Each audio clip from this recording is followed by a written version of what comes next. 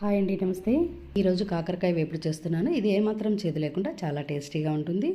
ఇది రొట్టెలు, చపాతీ కాకుండా పప్పు, రసం, సాంబార్లతో సైడ్ డిష్గా కూడా చాలా బాగుంటుంది. ఇక్కడ 1/2 కేజీ కాకరకాయలు శుభ్రంగా కడిగి చక్రాల్లా కట్ చేసుకోవాలి. దీంట్లో ఉప్పు, పసుపు వేసి బాగా కలిపి అరగంట సేపు పక్కన పెట్టుకోవాలి. ఇప్పుడు దీంట్లో వచ్చిన నీరుని గట్టిగా పిండేసుకోవాలి. దీంట్లో ఏమాత్రం నీరు లేకుండా పిండుకోవాలి.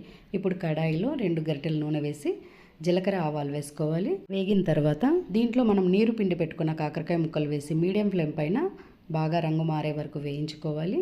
ఇవి కొద్దిగా రంగు మారిన తర్వాత కొద్దిగా ఉప్పు, తగినంత కారం, ధనియాల పొడి, గరం మసాలా, కచ్చపచ్చగా దంచుకున్న వెల్లుల్లి రెబ్బలు, కరివేపాకు వేసి మరొక 5 నిమిషాలు చిన్న మంట పైన వేయించుకోవాలండి. చివరిలో 2 టేబుల్ స్పూన్ల శనగపిండి వేసి ఇది పచ్చివాసన పోయే వరకు మరొక 5 నిమిషాలు చిన్న మంట పైన వేయించుకోవాలి. అంతే అండి, చాలా టేస్టీగా ఉండే కాకరకాయ వేపుడు తయారైంది.